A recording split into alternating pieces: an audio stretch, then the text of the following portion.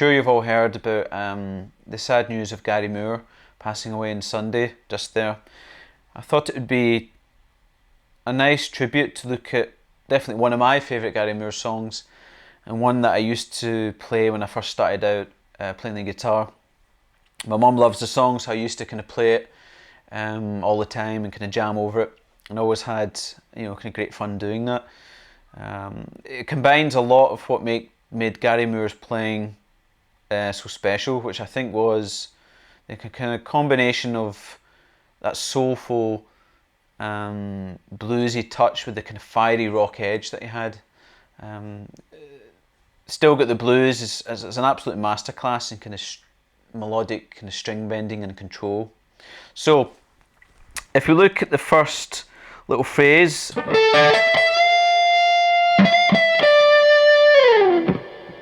and now what we're doing here is I'm going to be barring at the 10th fret across the B and E strings. I play 10 in the B string, then 10 in the E string, and then 12 in that E string with a third finger. So I kind of go. Then what I do is I'll do a half step bend, so just aiming for that 13th fret in the E string there, so it kind of goes.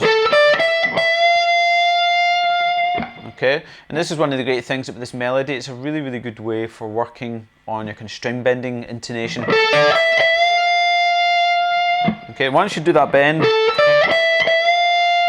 do the bend again, then go back with the bend off, 12th fret in the E string, and then 10th fret of that E string. So you have a little phrase that goes, and then once you get to this note, just kind of slide it off. So that first little phrase slowly sounds like this.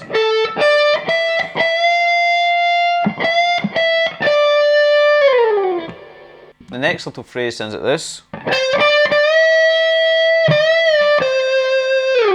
So we've moved from our first finger being at the 10th fret, so now we move to the 13th fret of the B string here. You could almost visualise this kind of A pentatonic minor, kind of box shape up here, kind of the A shape, so my root note's in the A string there. But what I'm going to do is I play two quick notes, 13 to 15 on the B string, with the first and third finger. Then I do a whole step bend this time with the third finger, 15th fret B string. Then after I do that, I bend up and down, whole step up and down, and then play 13th fret the B string, and slide off. So that second little phrase sounds like this.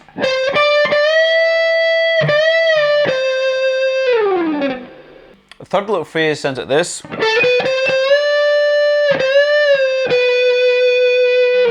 Okay, now what I'm doing here is, if you think of the first three notes that we played that went like this, the rhythm of that is the same as this bit. And what I'm going to be playing is 10 on the B string with the first finger. My third finger plays 12 in the B string, and my third finger plays 13 in the B string. So it kind of goes like that. So what I'm going to do is those first three notes, then I do a whole step bend, 13th fret this B string, and I do a bend up and down, then my second finger plays 12th fret that B string. So that little phrase sounds like this.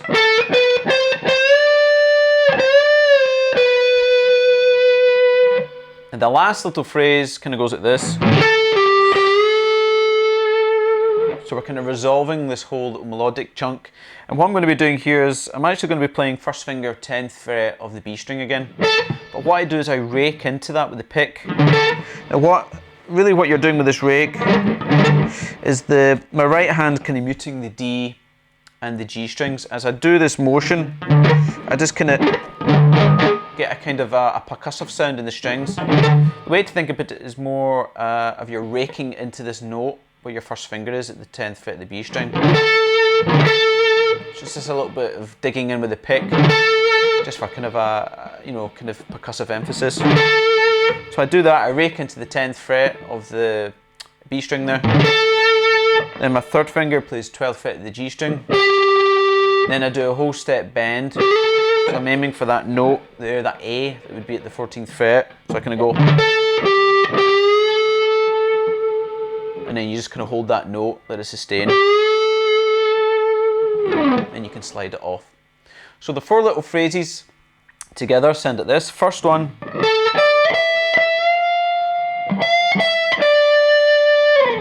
Second phrase.